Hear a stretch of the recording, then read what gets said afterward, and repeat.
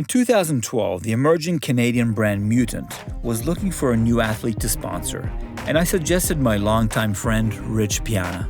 Hey, Rich Piana here with my new line, Love It, Kill It. Gotta check it out on I'llPumpYouUp.com. I had been pushing Rich to get more exposure after his Mr. California win, but he was a hard sell at the time. The magazines didn't want to feature him and only published the occasional photo. I hired him for some catalog work, but supplement companies just didn't want to sponsor him. They said that in his 40s, he was too old. They didn't like the tattoos, and he was already retired from competition. But creative director Ryan Keller had the idea of producing a webisode series around Rich and his California lifestyle. It was titled Leave Humanity Behind. I brought on master composer Mustafa Yusujoglu to compose an original score, and what happened next was completely unexpected. The Rich Piana phenomenon was probably the most unbelievable thing I've ever seen in the industry.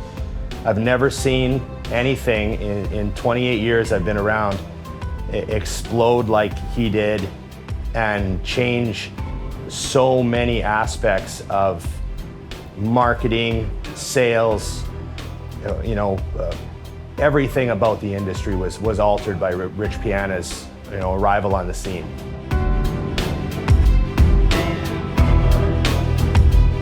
I don't think anybody realized how many people there were left that weren't targeted by what the big companies were doing.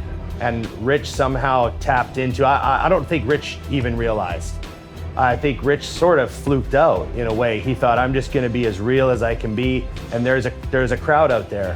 And the crowd turned out to be huge. There's all these people that felt kind of ignored by the industry a little bit because they were never gonna be the state champ or the IFBB pro or whatever.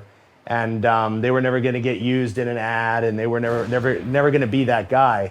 And Rich somehow managed to attract the attention of this massive number of people that love the gym and love the lifestyle and love the subculture of being different, and the sort of deviant social rejection type of thing, right? And that was Rich. I mean, he was everything that society hated. I mean, he was the absolute pinnacle of, what is rejected by the cultural norm. When I started doing well in bodybuilding, I thought my phone was going to be ringing off the hook. People were going to call me and say, Rich Piana, we need you, we want you, blah, blah, blah. And, the next day, my phone didn't ring.